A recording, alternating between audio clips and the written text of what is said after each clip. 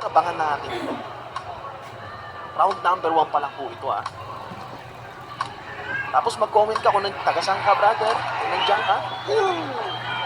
Diba maganda nagkakausap tayo tungkol sa boxing. Buhayin natin, brother. Ganda ng kanan. Maingat yung Koreano, pero bigat. Tumatapon palaban yung Koreano Slow starter yung Korea. Nakakatakot yung kaliwa nito. Parang mas matindi pa kay Pacquiao yung kaliwa And take note, brother rank number 1 po itong Koreano sa bansang Korea. Ayan Yan po South Korean champion locally in Korea. Pressure fighter itong ating kababayan. Maingat pero mabigat yung kamao. Ang tigas din ng panga.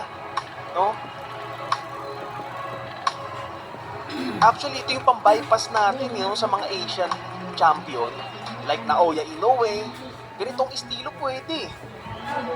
Hindi kabilisan, magandang depensa, matigas yung panga, pero may pamatay na suntok na kaliwa.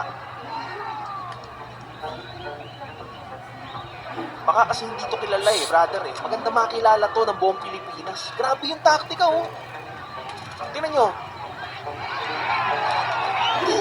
Yung kaliwa, brother, yung nakakatakot dito sa boksingerong to. So natapos yung round number 1. Tingin ko lamang doon yung Pinoy, Sinisikap siyang i-outbox, brother. Diba ganyan yung galawang Inoue na outbox sa starting, kinakapa-kapa. So, ito yung pinaka-the best na taktika na posibleng tumalo kay Inoue, Bagamat lightweight yung bakbakang ito, at tinutukoy ko po, brother, yung tactics. Gets nyo ba yung essence, brother? Nandiyan ka ba? Baka umalis ka na, brother, Maganda nagkakasama tayo, kumikilala ng mga boxing mo. Grabe yun, brother!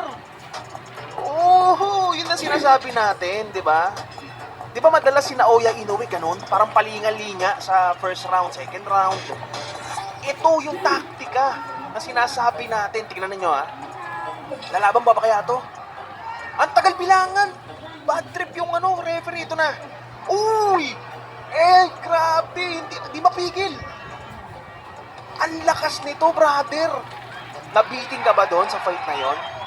Nabitin ako Ayan pati yung yung mga chika bebe dun sa Korea. Nalula sa ginawa ng Pinoy. So yan na po, si Ryan Semona. Ito